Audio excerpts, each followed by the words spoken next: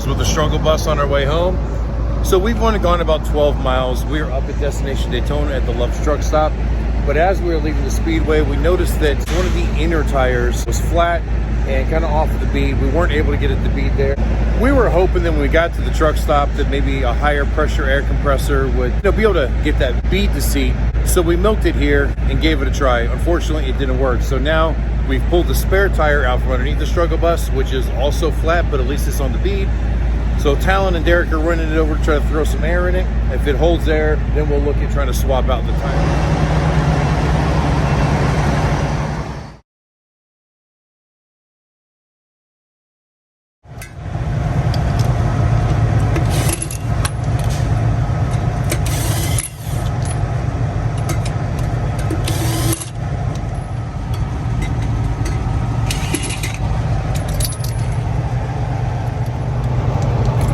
So we got the spare tire to hold air, so now we're trying to take them off. The onboard jack just barely gets that tire off the ground. I mean, the tire's still touching the ground, but there's no real weight on it. The tag axle I can spin around freely, but so we're hoping we'll be able to weasel this in there.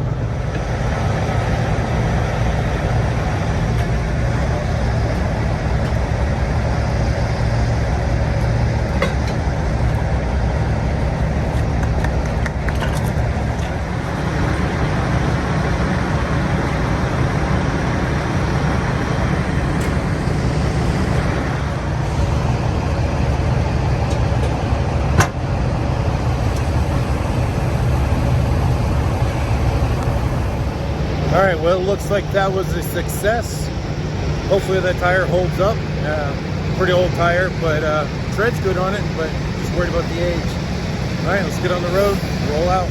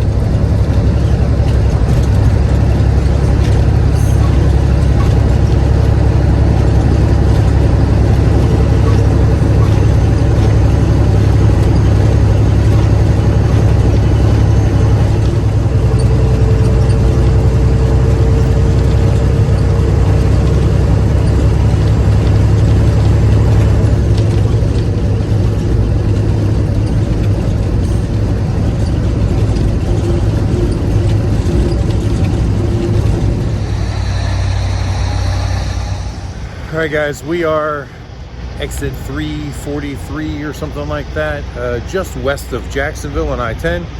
Just stopped to top off our coffees. Everything's going pretty well. Talon had actually split off to go meet with Alyssa for a few minutes to give her some pay. And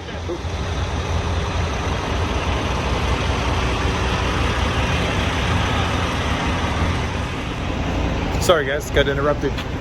So anyway, we didn't get to see Alyssa for dinner on Sunday night like we planned on, and we were going to give her pay for the weekends that she worked at the rally with us. So she's living in Jacksonville at the moment. So while we're here, Talon split off to go see her, have lunch with her real quick, and give her money. All right, so we're definitely running a little bit further behind schedule than we'd like because we got up early and tore the awnings and everything down this morning and finished loading up the motorcycles in the car. And then we had the whole tire issue while we were trying to leave Daytona. So it's like 1:30 in the afternoon right now. We've only gone, what, 100, 120 miles? I don't even know.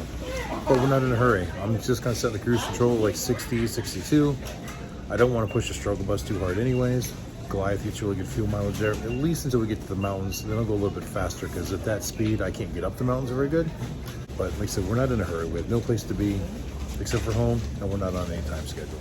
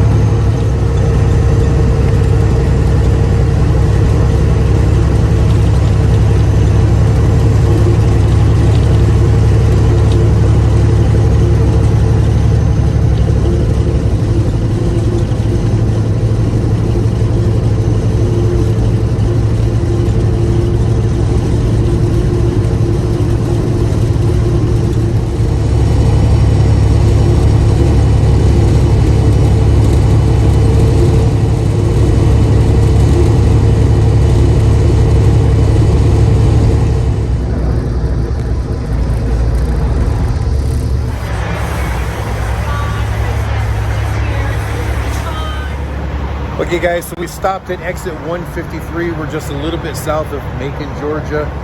We stopped at the QT because they get the best fuel prices, and Talon was due for gasoline anyway, so this will get me the rest of the way home without a problem. But I tell you what, as we get further north, it is definitely getting chilly. Standing right here where that sun's hitting me, feels pretty good, but I get around in the shade and burn. Of course, I'm still in shorts and short sleeve because it was nice in Florida.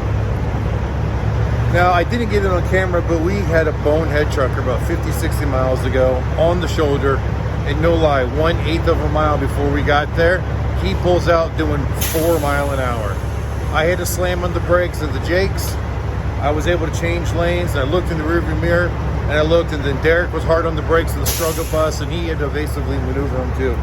I don't know what's wrong with these idiots. I think they just pull out going that slow when everyone's doing 60 miles an hour or more. We were only doing about 60, but still. Common sense, guys. Take your time. Get moving some before you merge over. Don't just pull straight into the lane in first gear.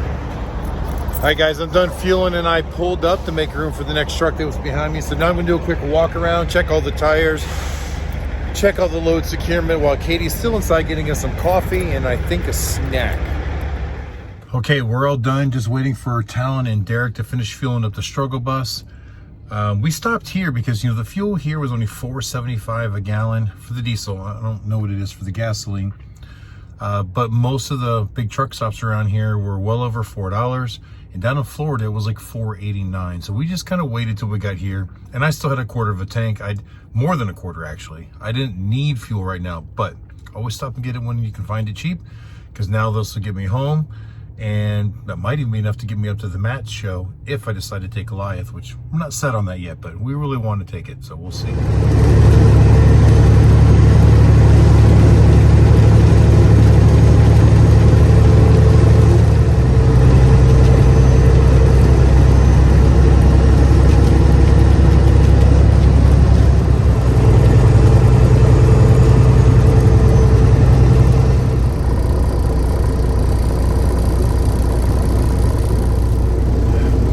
Guys, I know it's a little bit hard to see me at the moment, but we are just coming into Atlanta, so we're still on the south side. That spare tire that we had put on earlier today in Florida went boom. So because we don't have another spare, it's the only one we had, and this time of night nobody around here is gonna be able to fix it. And as you can see, the traffic is just terrible. We're just kind of pulled off on the shoulder. It's not a safe place to work on anyways, because these cars are just whizzing by.